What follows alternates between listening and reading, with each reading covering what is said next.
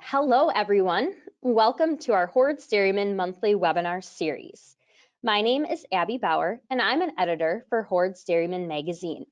I will be serving as the host for today's webinar, which focuses on hypocalcemia.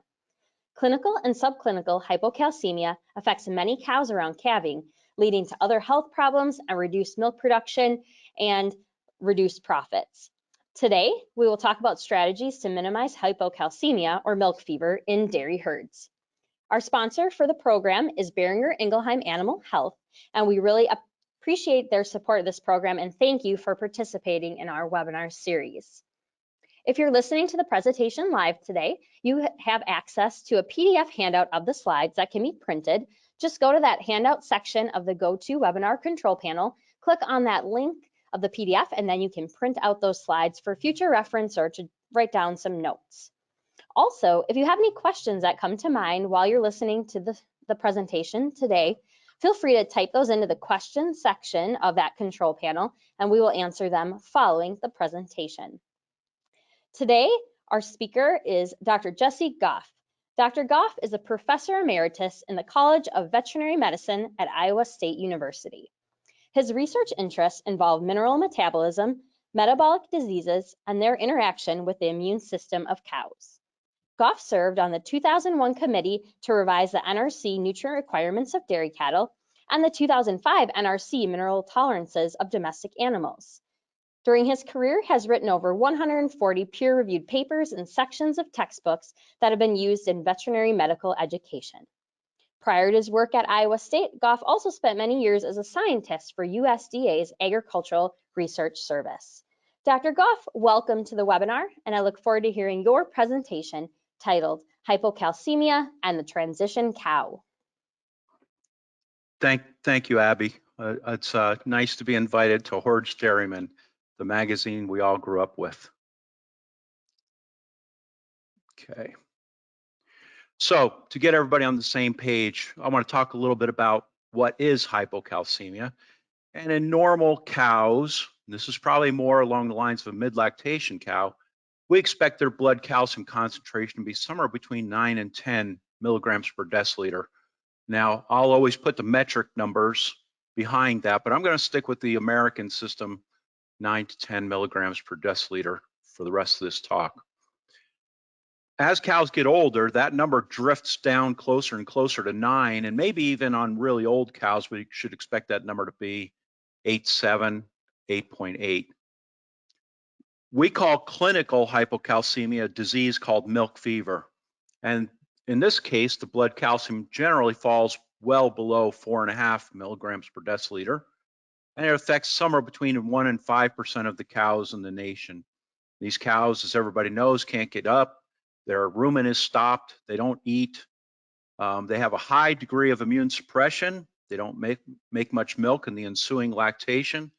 And they typically have a shorter lifespan for a variety of reasons. Many of them are reproductive because they've had more retained placenta and metritis because of the effect of calcium on the immune system. They're not eating well, so they get ketosis and DAs.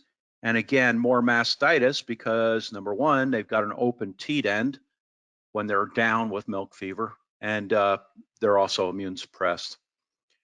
Subclinical hypocalcemia is probably much more rampant. We think 25 to 65% of cows, depending on their age, will get into this zone of subclinical, which we'll call below 8 milligrams per deciliter.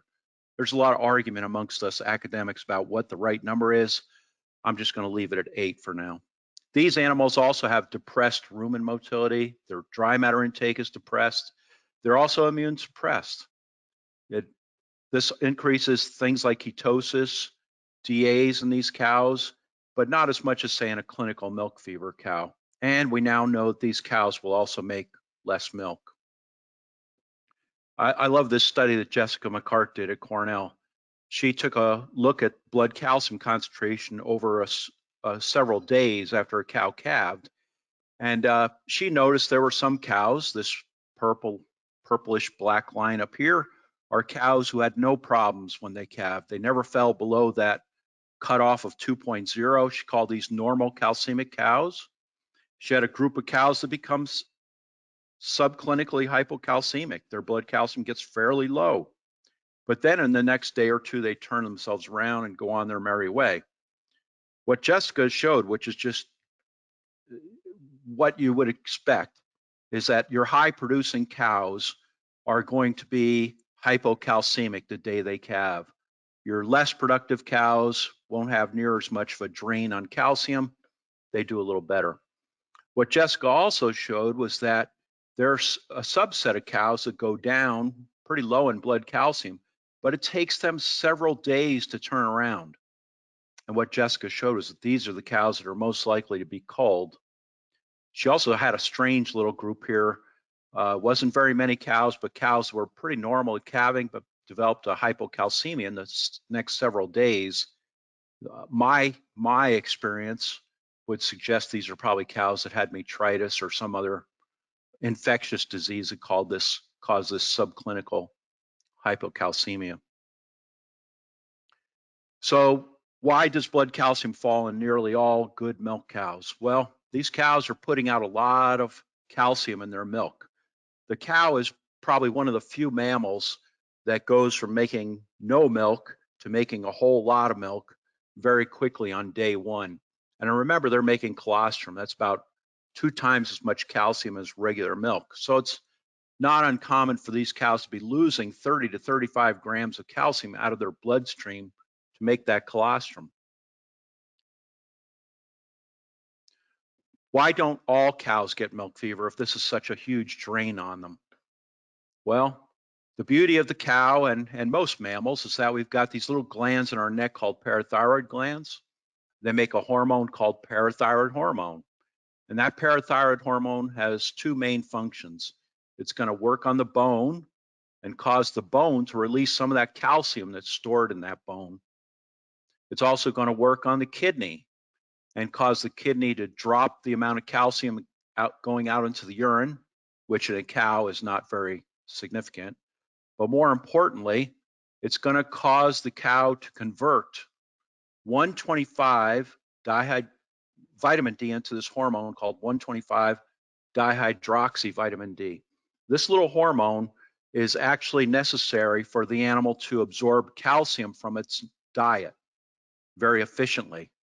Without 125 vitamin D being made, the animal will not absorb very much calcium from its diet. Now, if you put the calcium coming from the intestinal tract along with the calcium released from bone, hopefully this cow can come back towards normal or even achieve normal blood calcium within a short period of time. Usually within 12 to 24 hours, most cows are coming back to normal. But again, if that was never a problem, we wouldn't be having this webinar. It doesn't seem to work in all cows. And especially as cows get older, they have more trouble with calcium metabolism. Part of it is that as they age, they lose the vitamin D receptors within the small intestine. And as they get older, their bones are less active. They have fewer cells in those bones that are capable of responding to that little parathyroid hormone that's released when the cow's blood calcium falls. Well, I guess we could milk heifers, but I'm actually kind of proud of the dairy industry. You start seeing a little bit of an increase now in the age of cows on farms, and I think that's a good trend. If we're going to milk older cows, we have to understand a little bit more about this calcium homeostasis, and we now know that it's this blood pH that can affect whether or not the bone and the kidney cells actually respond to this parathyroid hormone that's being released. And I'll cut right to the chase. We now know that very high potassium diets, or diets that are very high in this thing called diet cation-anion difference, these diets will cause the animal to go into a metabolic alkalosis. Now, you and I, being humans, and especially if we drink meat or drink milk and eat meat, we're going to be on a slightly metabolic acid side of life. Cows, because they're forage, high potassium diets, they're alkalotic. And unfortunately, being alkalotic decreases the sensitivity of the tissues to this parathyroid hormone. which means these cows don't make 125 vitamin D very efficiently. They don't release calcium from their bones very efficiently, and they end up getting a pretty good degree of hypocalcemia. Now, we now know that blood pH is dependent on the diet cation-anion difference. The most popular equation takes into account the cations sodium and potassium and subtracts out the anions, negatively charged particles like chloride and sulfate, and tries to describe whether or not that diet is an acidifying diet or an alkalinizing diet. Now, the thing to keep in mind here is that cations, positively charged particles absorbed from forages and the rest of the diet, will cause the animal to become alkaline. And that's reflected not only in blood alkalinity, but urine. Urine is what we can catch very easily on farms, test it very quickly, and we can see whether or not an animal is on the alkaline side of life or on the acid side of life. Anions, such as chloride, sulfate, if they're absorbed from that diet, they make the cow become acidic. So if potassium is a major cause of milk fever, one of the things we want to do is keep diet potassium as low as we can get it. And so we're going to avoid these high potassium forages for the close-up cows. How do you do that? Use forage from fields that haven't had any manure applied. Manure, dairy farms have a huge issue with manure. They've got to get rid of it somewhere. But if you can set aside a field where you don't put manure on that field, the potassium content of the forages grown on that field will be reduced. Warm season grasses don't accumulate potassium the way cool season grasses do. Well, the major warm season grass that most of us have that we can deal with is corn. So corn silage tends to be fairly low in potassium. As plants mature, even the cool season grasses, they tend to be lower in potassium.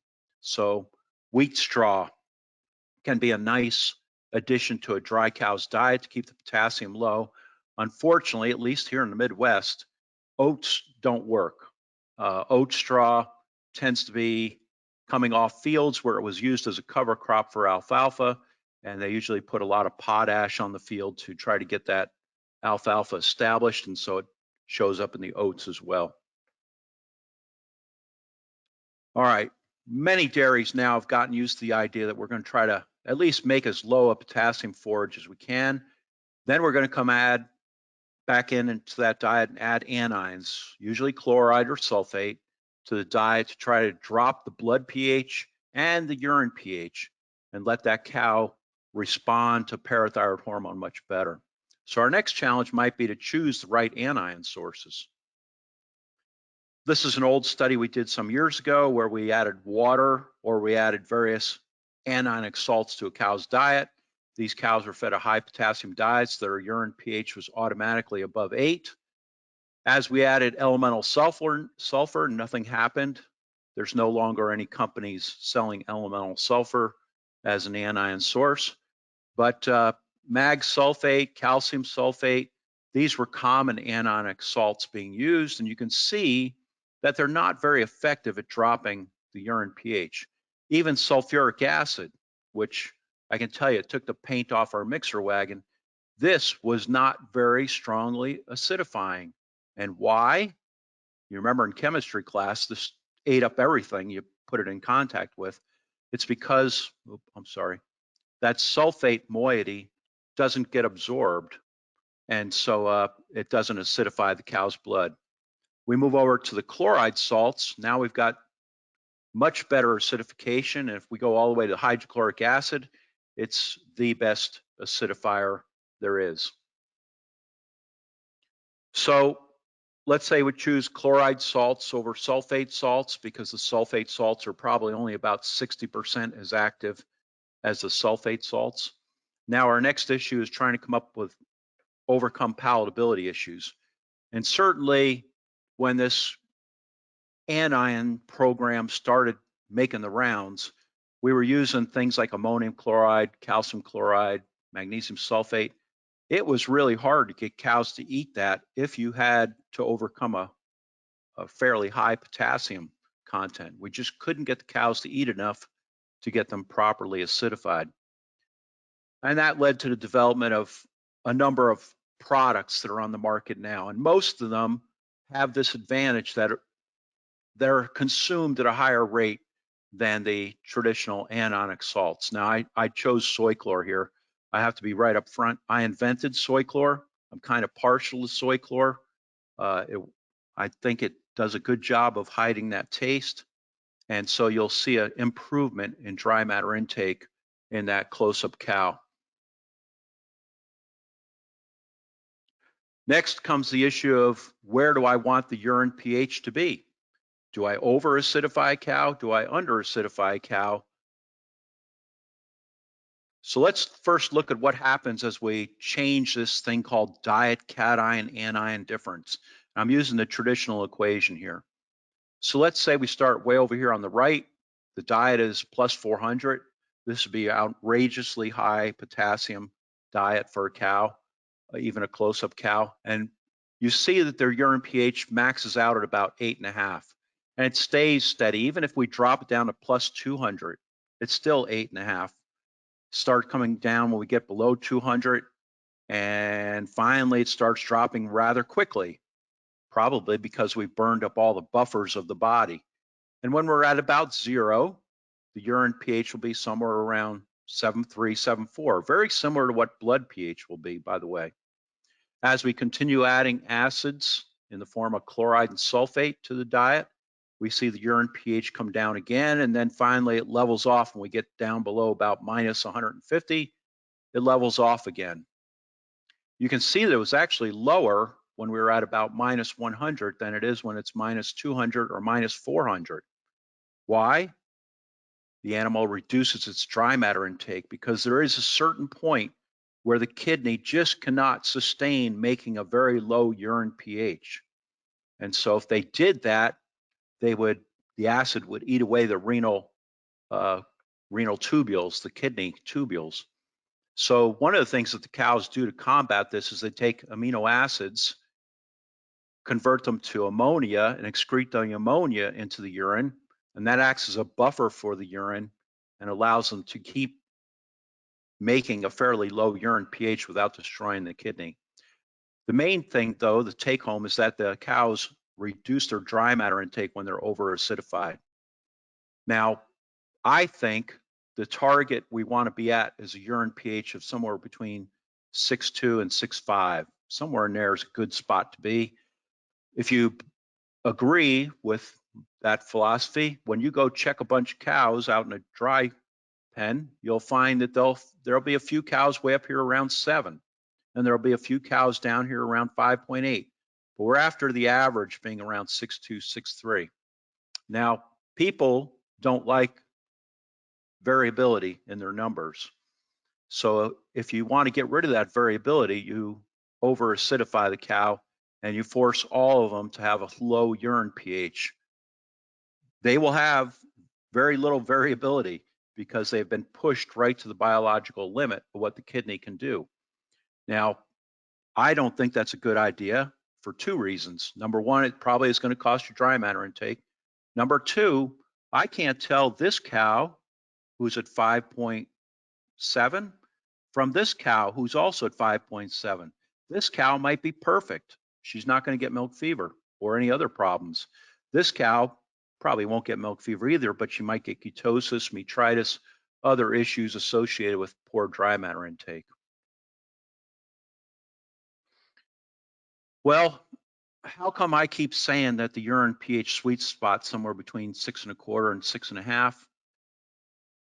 Pedro Melendez published this paper last year where he looked at the urine pH of each individual cow in his study and plotted against the blood calcium concentration he saw the day of calving. And many of the meta-analyses on anionic diets prior to this paper have showed that or suggested that the lower the urine pH, the higher the blood calcium concentration would be at calving. But this paper suggests no, it probably levels off. And it levels off maybe somewhere here around 7.25. and then it stays that way down to maybe 5.5, where it's maybe going the other direction. So I thought this was rather interesting. Pedro also noticed that when you drop below 6 for urine pH, you start seeing a significant increase in stillborn calves, which is something is stick in the back of your mind. I'm not sure how well that holds up, but that was what he reported. Anyway, after Pedro showed me that data, we went back through our lab notebooks, and this isn't published yet, but I have a number of my graduate students' notebooks. I plotted the urine pH we got in a cow versus her blood calcium concentration on day 1, and we take 3 blood samples on day 1, so we know where the low point is. I apologize, I keep hitting something here. Anyway, just like Pedro, we did not see a straight line function. In other words, the lower the urine pH, the better the blood calcium is not true. They seem to level off somewhere again below 7.25, and perhaps you could say they go a little bit worse as you get very acidified. But certainly there's no advantage to going lower in blood pH or urine pH. Next question comes up is, how much calcium should I feed if I'm doing this low DCAD type diet? Well, Gary Etzel did a meta-analysis many years ago based on just a few studies that were published prior to 2006, and concluded that we either want to be above 1.5% calcium or below 0.5% calcium, and the worst place to be would be somewhere around 1% calcium. And probably this was biased a little bit by the fact that the early anion diets used a lot of calcium chloride as the acidifying agent. More recent meta-analyses have suggested that there really is no effect of dietary calcium as long as it's between about 0.5 and 1.5%. We're getting exactly the same blood calcium concentrations as long as the cows are equally acidified. So another thing we could think about is that limestone is an alkalinizing agent. Anytime you add limestone to a cow's diet, it will alkalinize those cows. So let's say you want to be 6.2, 6.5. If you add enough limestone to bring that diet up to 1.5% calcium, you will be alkalinizing the cows. You'll find that you'll raise their urine pH half a point, depending on where you start at and what else is in that diet. If you're going to be successful, then you need to add more anions to drop it back down to our sweet spot of 6.2, 6.5. However, if you're over acidifying cows and you add limestone, you may actually rescue that cow.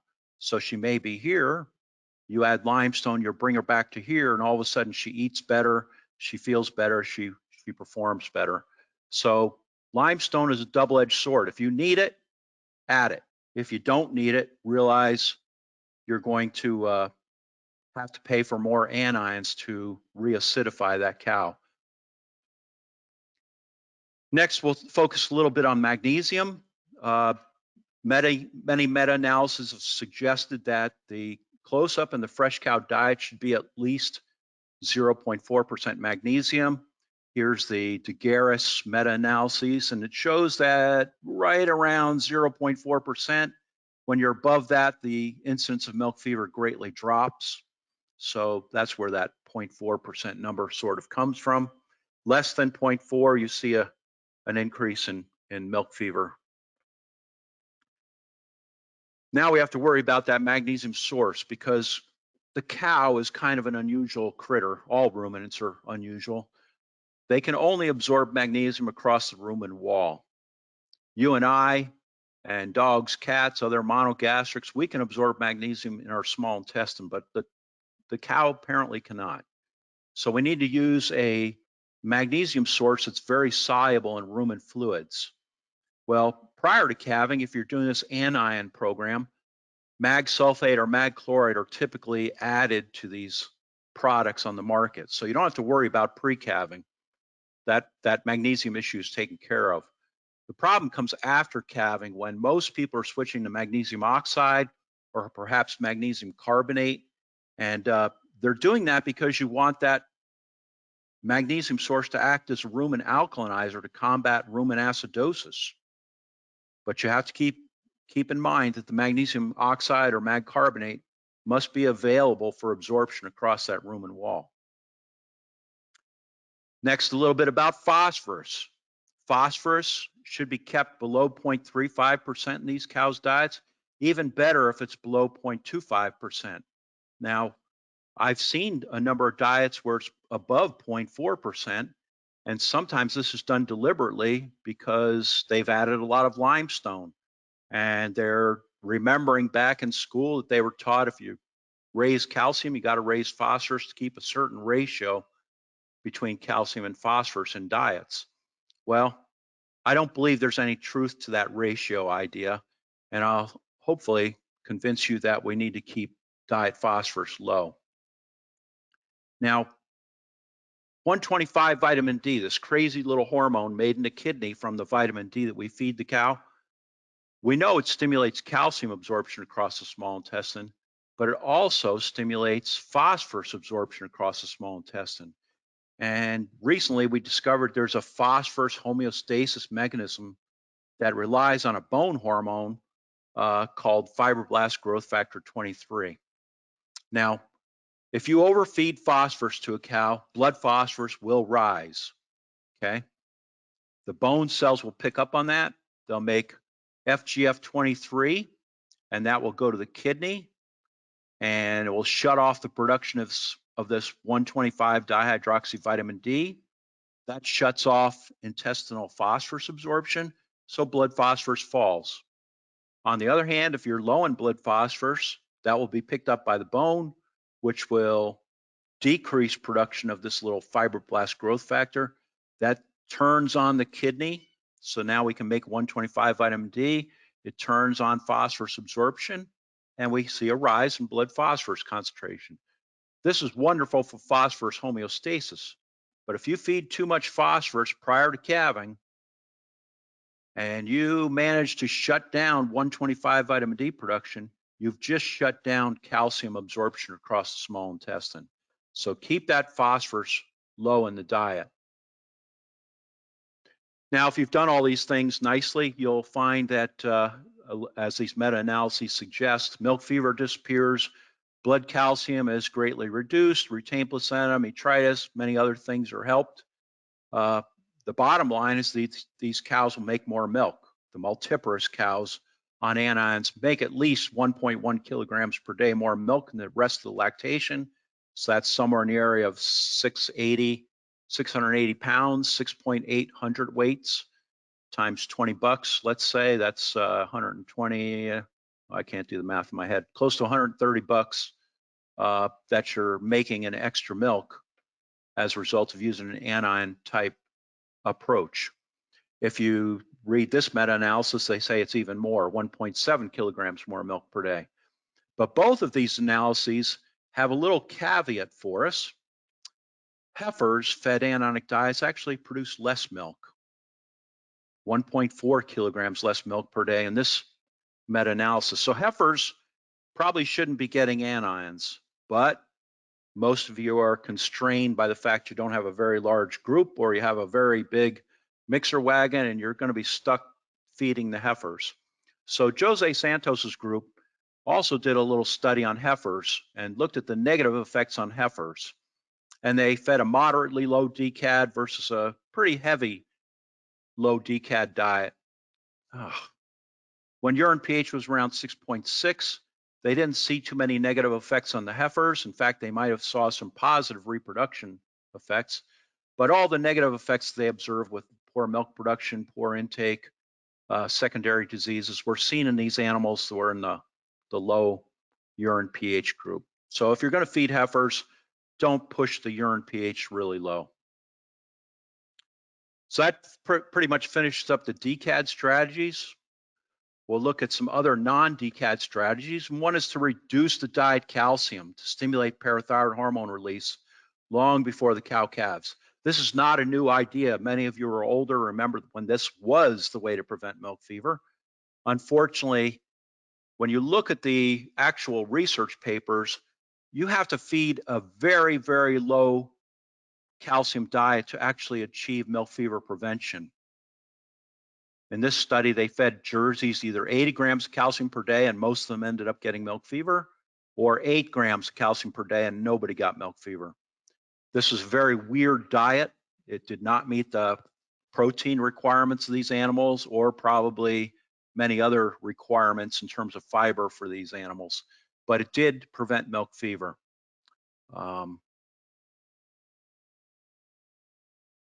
Now, going back to that, one of the reasons this became popular and probably did work a little bit is when extension agents told the dairy farmers reduce the diet calcium to prevent milk fever.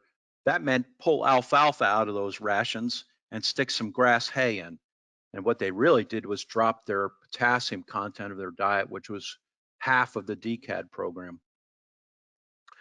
So if you think about a close-up cow, she only needs to support the fetus growth and to maintain her own body tissues. So that can be done with a diet that's just 0.4% calcium. Most of the diets you're going to find in the Midwest will check in at about 0.5% calcium, 0.6% calcium. So that's meeting the needs of the animal quite easily. If you're going to prevent milk fever by this strategy, you got to drop that diet calcium below 0.2%. And that's really hard to do in diets that are meeting the other needs of the animal for protein and fiber. Well, recently this compound, Zeolite, is sold under the name Zeolite. That is a compound that binds calcium in the diet. And by binding calcium, it's able to stimulate parathyroid hormone release before the cow calves and does all the nice things we'd like it to do for preventing milk fever.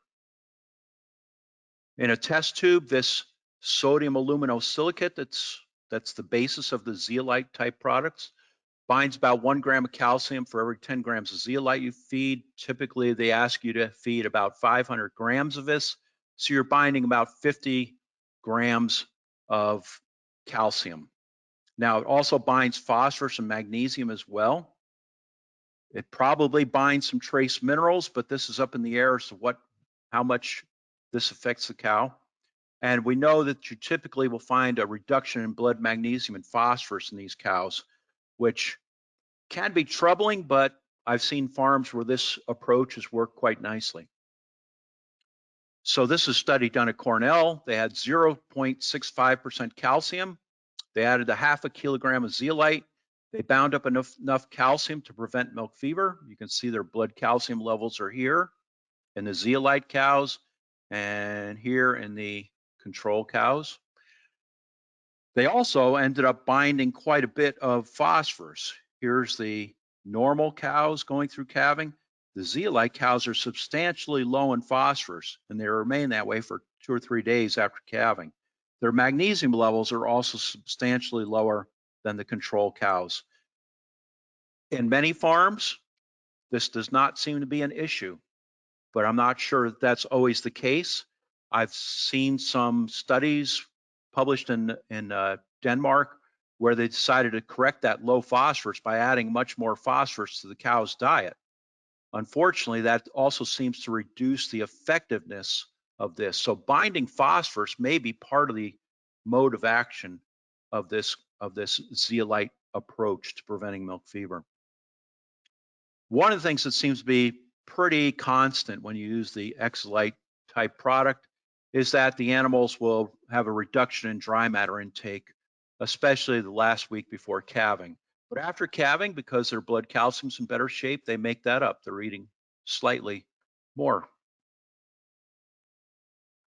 The advantage, you don't have to restrict dietary potassium. And that's really where this product fits in nicely. If you just cannot control potassium in your diet, Zeolite may be your approach to take. You don't have to check urine pHs. It has some disadvantages. It costs a lot more than an anionic type diet. You see some dry matter intake depression prior to calving. And if you should have that diet calcium rise much above 0.7%, it probably won't work. There's not enough zeolite in there to bind that calcium. So you have to be very careful when taking this approach. Watch out your trace mineral vitamin packs aren't bringing calcium into the animal's diet.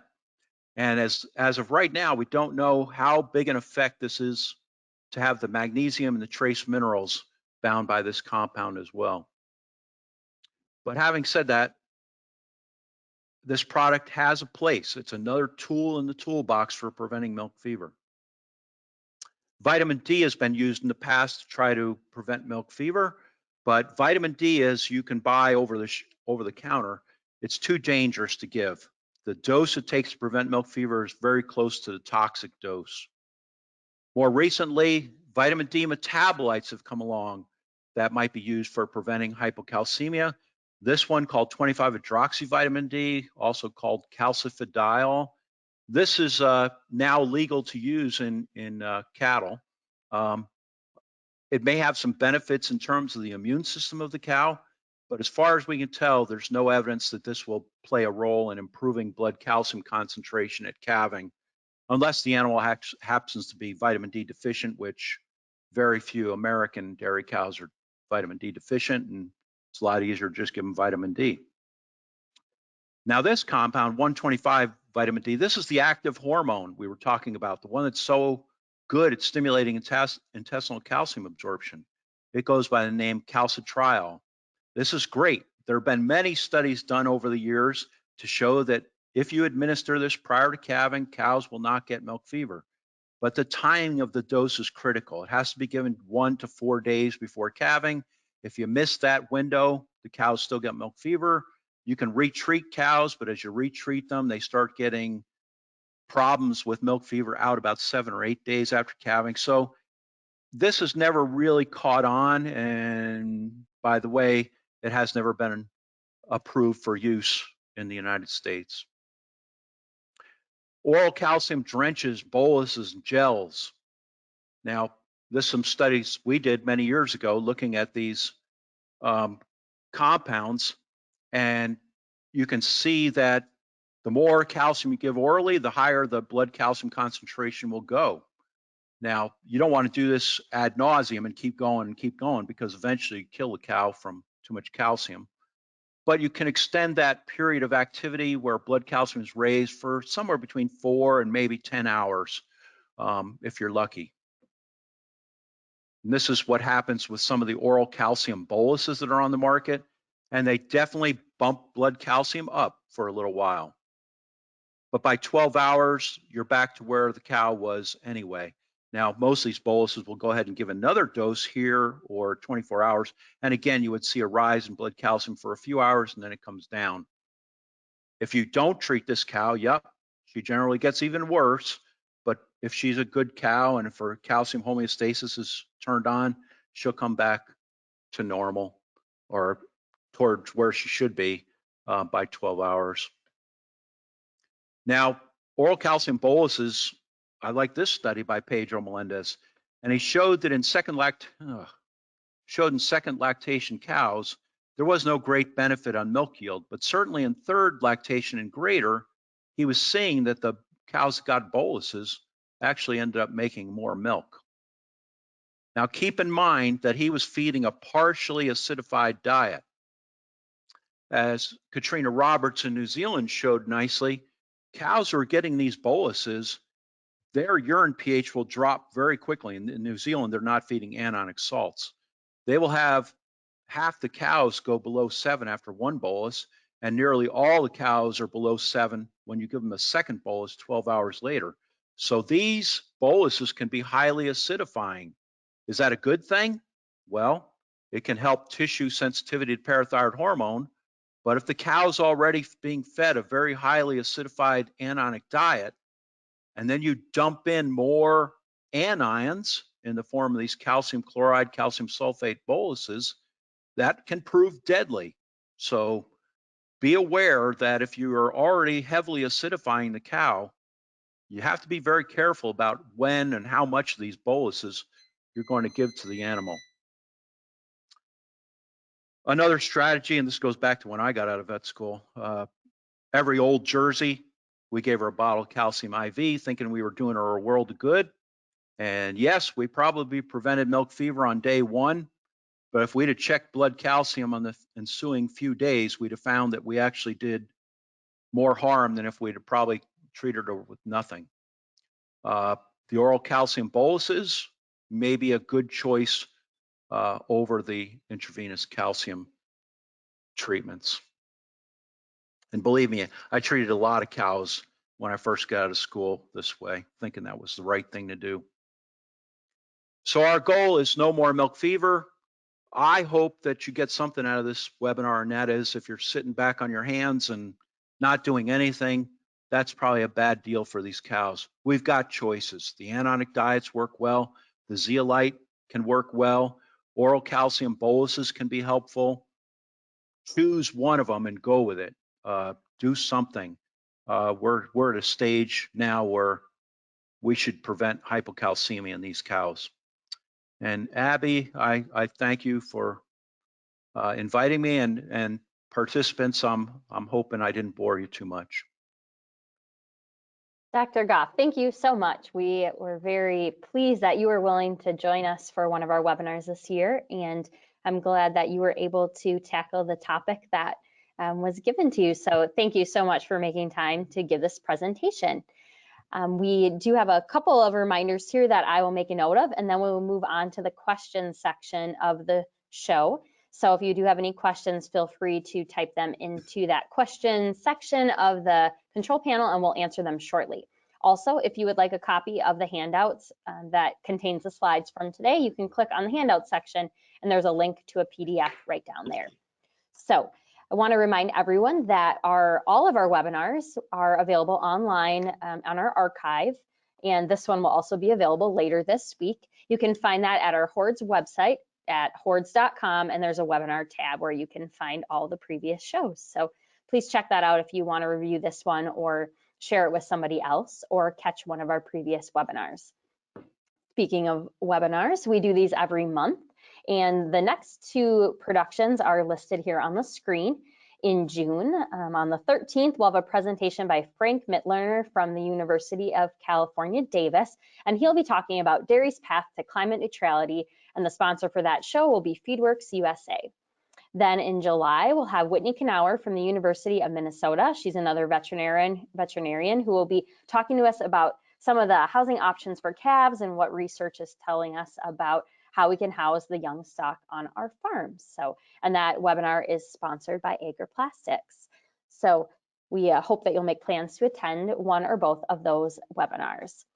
And again, our sponsor for this webinar was Boehringer Ingelheim Animal Health, and we appreciate their support of our program and helping us provide these learning opportunities for everyone in the audience. Now, we did have a few questions that came in prior to the webinar. If you're a regular attendee, you know that you get an email from us that says if you have any questions, feel free to submit them ahead of time. So these are some of those questions. Dr. Goff, I will read through them, and if you want to share your insights, we would appreciate it.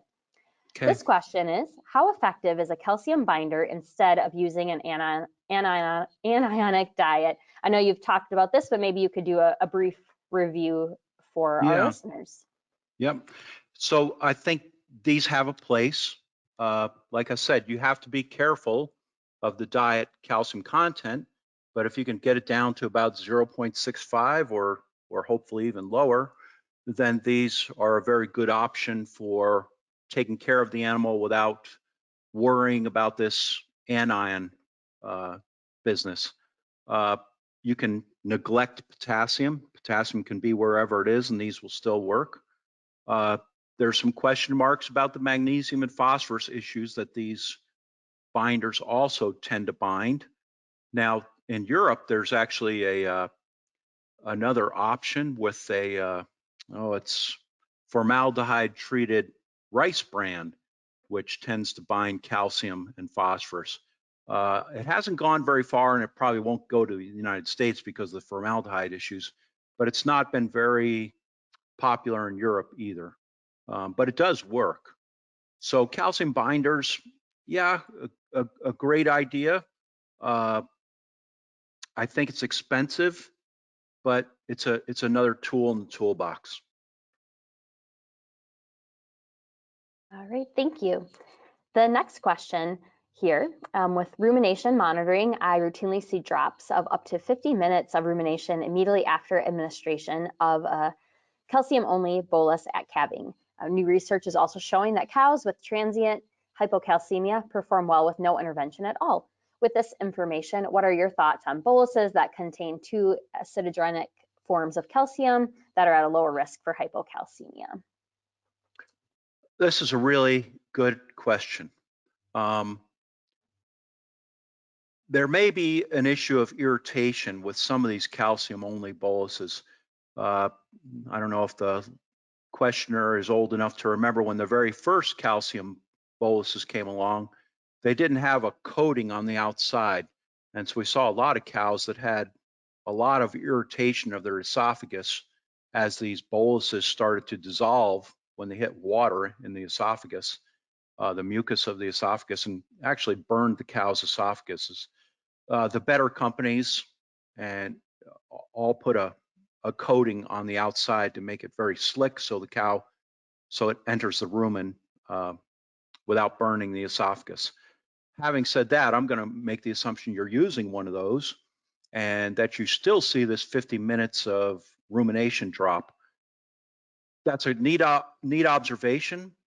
I don't know exactly why that's happening, but my guess is that we're still getting a little irritation from that calcium and the chlorides that are typically in these type of boluses.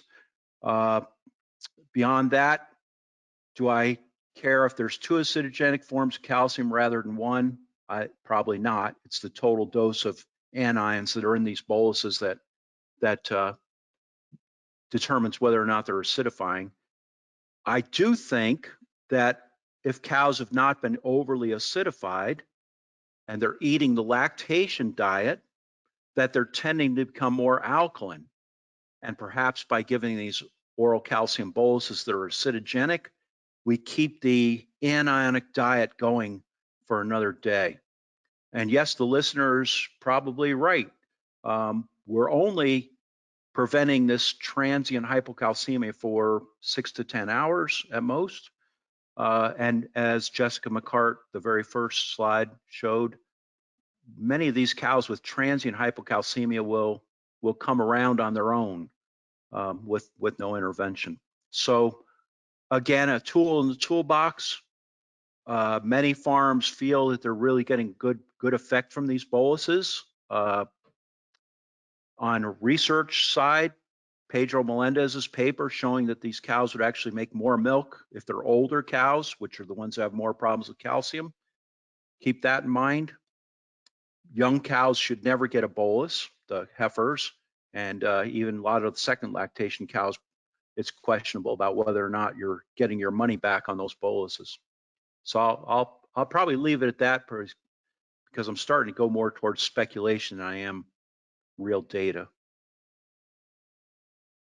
Okay. The next question, what are your thoughts on partial or restricted milking during the first day or days after calving as it relates to hypocalcemia? Well, I see the questioners from Sweden, and Norway and Sweden back 30 years ago, this was a commonly proposed idea, and it probably helps. If you shut down milk production, the animal doesn't get as hypocalcemic. And perhaps the listener is an older veterinarian. They may remember that the very first treatments for milk fever were to put a needle into the cow's teat orifice and pump air into a cow's mammary gland. And the pressure of that air actually stopped milk production, which allowed the animal to regain its blood calcium concentration and go on its merry way. As you can guess, that probably caused a lot more mastitis than anything else. And there's actually some thought that if we delay milking or milk only once a day for a day or two after calving, we may actually be affecting the lactation curve a little bit. We also probably increase the risk for mastitis in these cows as they just cannot keep that teat orifice closed, the teat sphincter closed, and so they get leaky, which means bacteria have a great way to get into that mammary gland. So I think most people have kind of decided against doing this approach, even though it had some benefits for blood calcium concentration. Thank you. And this question is, can you share some insight on the frequency and manifestation of hypocalcemia in low producing cows versus very high producing cows? Another interesting question. We've always assumed, and it's the data are very clear that high producing dairy cows have more problems with calcium metabolism than a low producing dairy cow. And yet, if you go back and think about the 1950s, 1960s, our cows weren't making very much milk at that time, and still many cows got milk fever. Probably one of the reasons I became a veterinarian is because we saw plenty of our older cows get milk fever, and the cure was a miracle, right? You gave them a bottle of calcium intravenously, and they jumped up. I mean, what other disease can you treat that well? But I think there's certainly a genetic component to this disease, aside from high production. But I'm going to stick with the idea that as we move towards higher and higher producing cows, as they get older, they struggle more and more with hypocalcemia.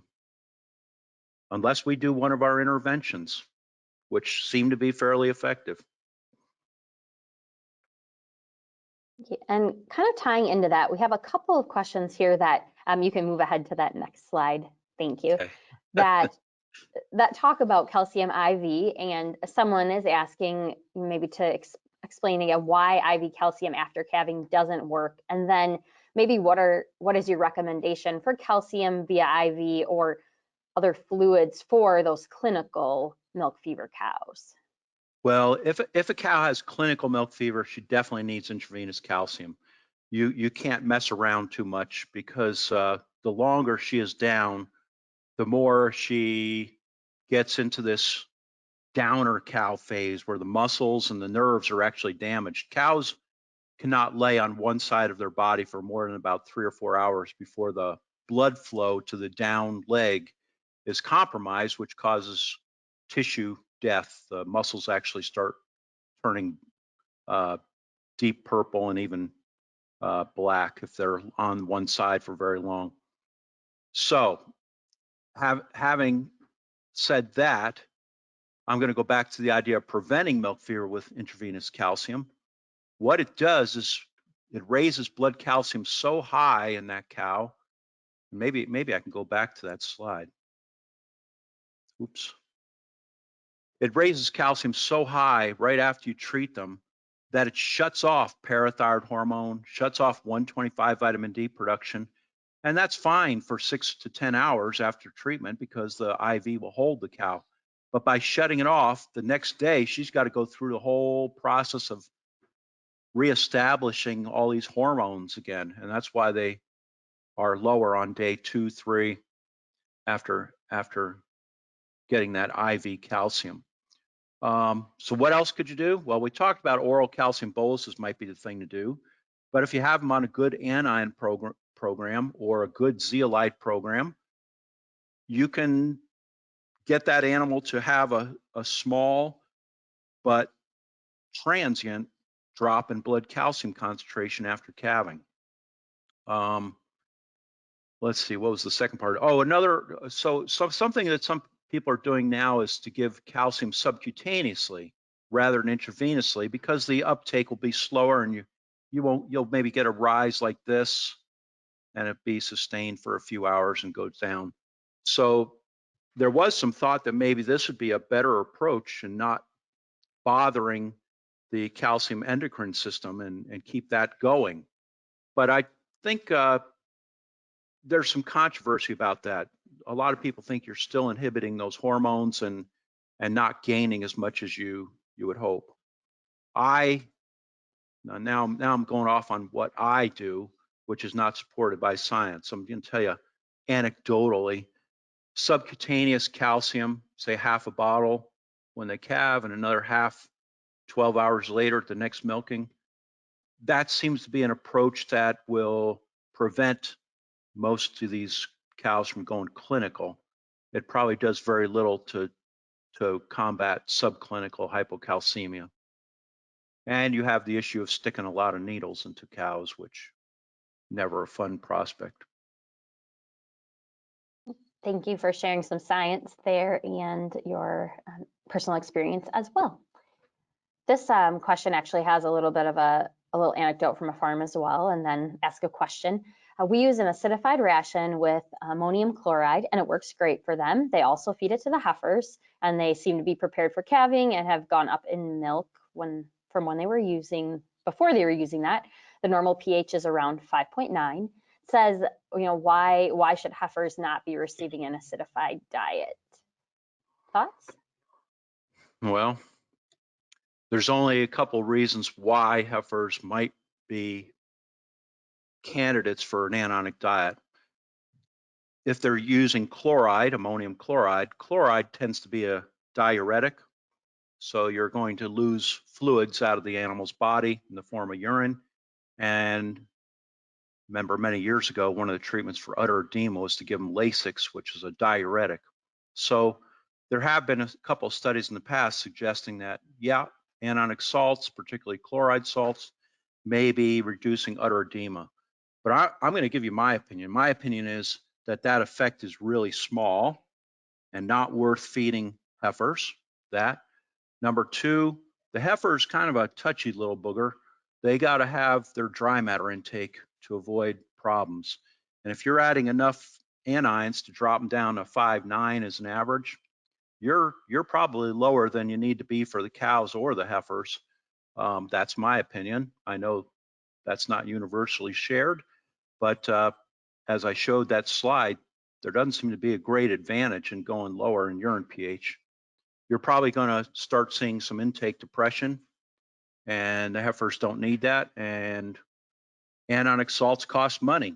If you have a choice, don't feed the heifers, or feed the heifers less of it if there's a possibility to do that in how you're managing the premixes on the farm.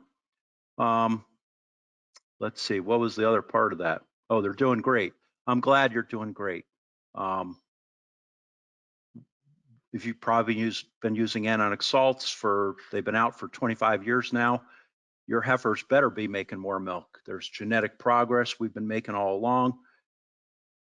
All I can tell you is that in controlled studies at universities, I don't think there's much advantage to giving heifers anionic salts. And I guess I'll leave it at that. Okay. I'm happy for people who are making this work with very low urine pHs, but keep it in the back of your mind. Might not always work. That's good food for thought.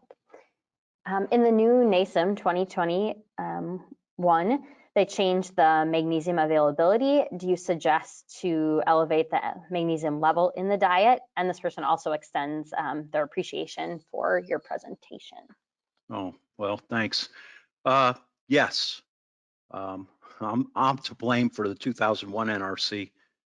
We probably stuck with some earlier absorption coefficients that suggested magnesium was absorbed fairly well from the diet. The new NASEM certainly corrected that, and so it suggests, particularly in lactation, where you're relying on magnesium oxide, that you probably will need to feed more magnesium to these cows. Pre-fresh, the mag sulfates, the mag chlorides that are in anionic programs probably take care of them.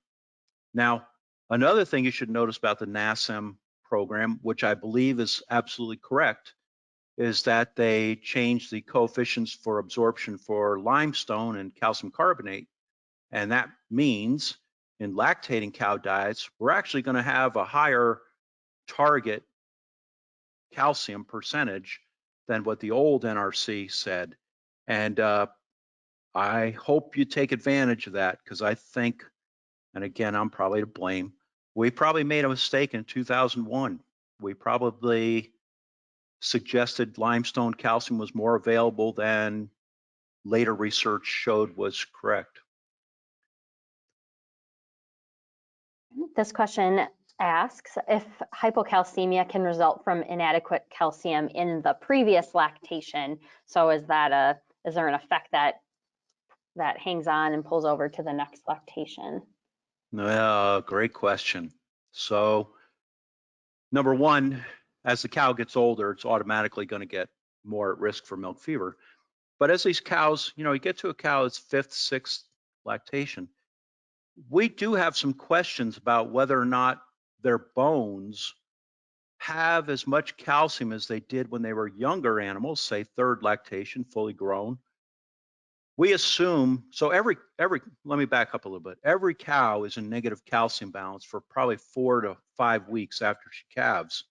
Now she's not getting hypocalcemic because these little hormones are designed to keep the blood calcium concentration steady, but she's doing it by pulling calcium from her bones. Hopefully in later lactation, when she's eating well and getting a high calcium diet, she's putting that calcium back into her bones so that when she calves the next time, she'll have this store of calcium that she can use the next time. There's a bit of a question mark as to whether or not these old cows are successful at putting all that calcium back into their bones. So you get these old cows that are 6, 7, 8 lactations. They are going to struggle because they may not have that calcium in their skeleton that's readily mobilizable. Now, that's a little bit of conjecture. There's a couple little studies that point towards this, but I can't say that's a hard and known fact. But I believe there's probably something to that. Okay. We have a listener that just made a comment that they have made hay that has not been fertilized with animal manure and used some fertilizers instead, and said that that has worked for them. So just a comment there. Good. And another question here: what about giving calcium boluses to fresh cows that have normal blood calcium at that point? Is there any negative consequence to the natural calcium homeostatic mechanisms for those cows? If you have a cow who just freshened and her blood calcium is not is still in that normal range of 9 to 10, she's probably not a great cow anyway. So whatever you do to her probably isn't going to hurt her because she's not making the kind of milk you want. So generally, these oral calcium boluses, they don't cause such a large rise in calcium that they shut off the system entirely. So I think that probably can be taken off the table as a harmful thing that it's going to shut down all the calcium homeostatic mechanisms. It just isn't raising blood calcium that fast or that high. What it does do, and I think this goes back to that idea of the chlorides and the sulfates being in there are acidogenic, what it can do is extend that low DCAD diet into the first day of lactation when that cow has been switched to what's probably a very high DCAD diet. May even have sodium bicarb in it and certainly a lot more forage, so the potassium will be a lot higher. And so you can argue that maybe it would extend the effect of the anionic diet for one more day. Another question about boluses here is, what is the optimal calcium content or the range? Do you have a recommendation there? So each individual bolus can be anywhere from 12 grams of calcium up to about 50 grams of calcium. And then some companies want you to give 1 of them, 2 of them, 5 of them. That varies all over. But the minimal dose to start seeing a rise in blood calcium within half an hour to an hour seems to be somewhere around 35 grams of a very available form of calcium. So that'd be calcium chloride, calcium propionate, calcium lactate is in a few of these boluses. Very available forms of calcium. Limestone, which is in a lot of these, is not very rapidly absorbed. Even calcium sulfate takes a little longer to become rapidly absorbed. So the high end of this is probably somewhere around 75 grams as a total dose. And remember, if you're using all acidogenic salts and you go from 35 to about 75 grams, you're adding a half a day's worth of anionic salts to that cow's body. So in general, above 35 grams, you probably want to start mixing in things like calcium propionate, calcium lactate, which are not acidifying to the animal. All right, So go ahead. well, it's a loaded question. The companies have all their own little different ideas on what should be in there. We did papers back in the 1990s with drenching cows to show what was happening with the various dosages that you could give and combinations and what it did to acid-base balance. So Yeah, certainly a number of options on the market. Going in a different direction, and we do have a fair amount of questions yet, so we'll maybe enter our speed round, Dr. Goff, and go through these a little quicker. I know that's hard to do. We've had a great group of questions so far. This one is wondering of if you are aware of studies or have done studies using cows that are on pasture-fed cows, organically raised pasture cows. Any thoughts on that? Well, pasture-based systems are a struggle because the animals are out to pasture and are generally getting, particularly depending on the time of the year, they're going to get nice forages that tend to be very high in potassium and very low in magnesium. So it's the kind of the perfect storm. You've created an alkalotic animal and also a hypomagnesiemic animal. So at some point, your control of milk fever is kind of minimal. Can you get them to eat anionic diets? Well, you're going to have to bring them in and offer them a little bit of grain and mix anions in with it. That can work, but it's not what the pasture guys tend to do. It's not what they like to do. Sometimes they'll end up putting magnesium in the animal's drinking water, mag sulfate, those kinds of approaches. And then finally, probably the calcium boluses are what these cows respond to the best. It's at least handy to grab a cow when she calves, give her a bolus, grab her again next time she's milked. It's maybe not as ideal as an anionic diet or a zeolite type product being added to their diet, but it's better than doing nothing. And certainly the New Zealanders who struggle with this all the time have found that to be good. In New Zealand, they do make sure that they get that magnesium in the animals. Again, they'll dose them with magnesium boluses as well, or actually drenches is what they use of magnesium sulfate. Thank you for sharing that. The next question, why is the time window for administration so important when using the 125 vitamin D? Well, 125 vitamin D, if you could use it, it has a fairly short half-life. It's only going to last in the blood maybe 12 to 16 hours. And so, and then when it turns on the gut, that turn on of the gut calcium absorption only lasts about 2 to 3 days.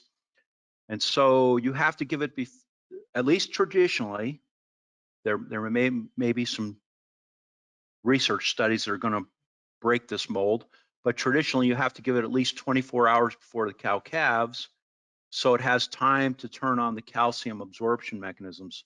And if you give it 4 or 5 days before she calves, the mechanism comes up and turns on the blood calcium before she calves, but by the time she calves, the whole mechanism is, the effect is worn off, and the cow is actually in worse shape than if you hadn't given her any vitamin D at all. You can give her repeated doses, but you have to catch them every 3 or 4 days before calving. There are extended release versions that will last a little bit longer. All these things have been worked on.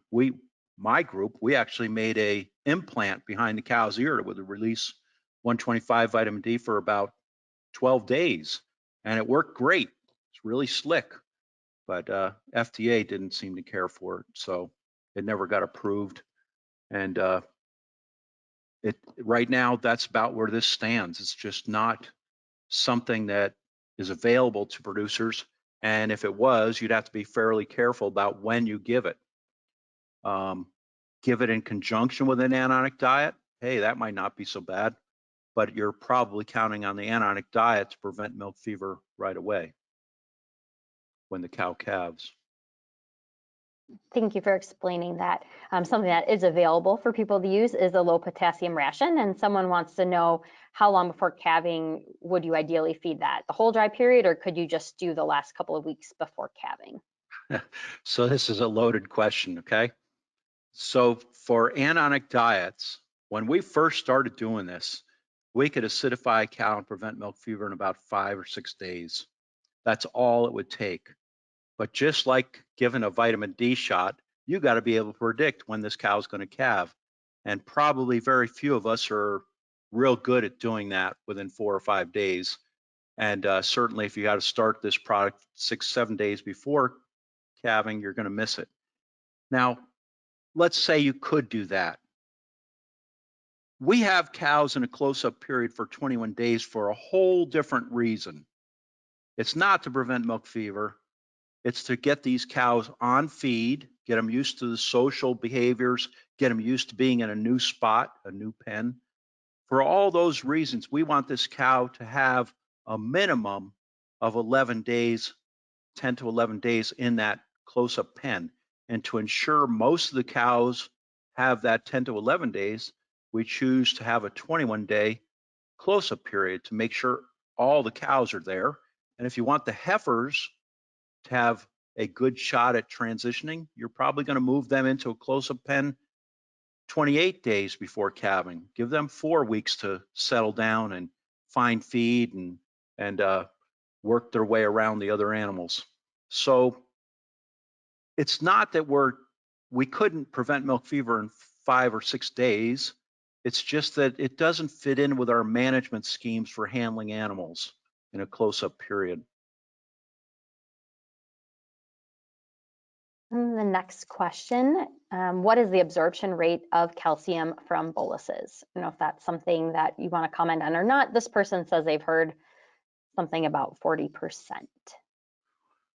Well, so when you're giving these boluses, you're hoping for a rapid absorption of the calcium via the paracellular pathway. This is going across the tight junctions between cells of the small intestine. When we've looked using calcium chloride as a drench, giving 50 grams of calcium to the cow intravenously, only 4 grams, so what's that, less than about 8%, gets across in those first 3 hours after you've administered this drench. Okay, it's very low. But later, as that calcium goes to the small intestine, it will be absorbed, much better. And we think probably most of these early lactation cows are able to absorb 40 to 60% of the calcium that's offered to them. So that's by a transcellular process that's stimulated only by 125 dihydroxyvitamin D. We're going to try to use these calcium boluses to get around the fact that 125 vitamin D production may not be optimal. So therefore, it has to be the really rapid absorption. That's limited to only about 4 grams out of 50 grams that you put in the cow's mouth. All right, thank you. And now we just have two final questions here. This one talks about IV calcium. Would there be benefits of using an IV calcium dose 24 or 48 hours after calving to restore that calcium status quickly versus doing it an hour after calving? Yeah. So that's a 2-part question, really. So if you decided to give it at calving, could you give it again at 12 hours, 24 hours, and try to keep them normal? Or maybe you cut the dose to a half a bottle or a quarter bottle and give it, 3 times, 0, 12, 24 hours. Would that be a good thing? All those are probably better answers than to try to do the single IV dose at calving. The problem is you got to handle a cow, do the IV, all that stuff. Now, would it be better to go ahead and skip the first 24 hours, or maybe even, I think they're actually asking to give the first bottle at 48 hours after calving. And I'm going to say too little, too late, and you're probably going to mess the cow up more than you're going to help her. You'll have shut down those endocrine systems just as they start getting cranked up again. I'm going to say no, don't do that. Thank Probably you. the questioner has done this for years and it works just great, but I'm going to say no. We are here today for your advice and experience. And final question here. Can you make any comments about the recent research connecting inflammation and hypocalcemia? I think Dr. Baumgard, your coworker, has talked about. Someone just interested in your opinion on the connection between inflammation and hypocalcemia. Yeah, I'm not going to get any beer from Lance tonight, am I? I think it's an interesting theory, but I think it's overstepped some issues. Years ago, we did some inflammatory type stuff with cows, giving them mastitis, LPS injections, all those things that will induce inflammation in a cow. And Lance is absolutely correct. You will cause a transient low blood calcium. But when we looked at those cows, it was mediated by a cytokine called interleukin 1, which probably nobody listening to this webinar wants to know that. But what it does is it drives blood calcium down to about 7, maybe 6.5. It is not driving it down into this milk fever zone where they're below 4.5. So that's a different beast. Could it happen in conjunction with milk fever? Sure, but typically it occurs some days after the cow calves. Now, part of the proof of this would be that, and maybe Lance would argue with me about this, we did an experiment many years ago where we mastectomized a bunch of cows. Their blood calcium didn't fall at all. But if there were inflammatory processes associated with the calving process, such as infection of the uterus, metritis, things like that, some of these cows actually experienced that.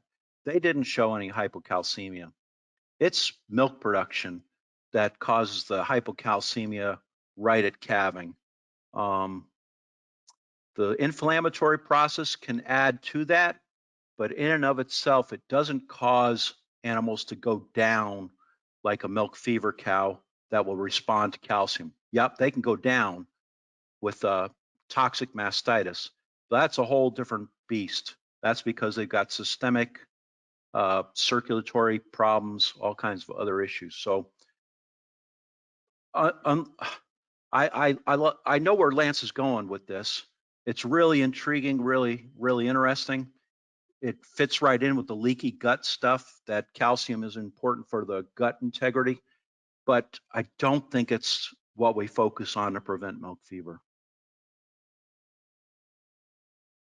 Thank you for your explanation on that. And that is a wrap on our Q&A. And thank you so much, Dr. Goff. There's some nice comments in here. People appreciate the information you shared, and I echo that. We're really glad to have you as part of our webinar today. I also want to extend our thank you to Boehringer Ingelheim Animal Health. Again, we really appreciate their support of our webinar program. And I also want to thank all of you in the audience. We had a tremendous group today and an awesome group of questions that people have asked. So thank you for taking time out of your busy schedules to join us for this webinar. Again, we'll just remind you quickly that we have our webinars coming up the second Monday of each month. In June, we'll be talking about climate neutrality, and then in July on calf housing. From all of us here at Hordes Dairymen, I want to thank you for being part of our webinar today, and we hope to see you on a future webinar. So thanks, take care, and we'll talk to you soon.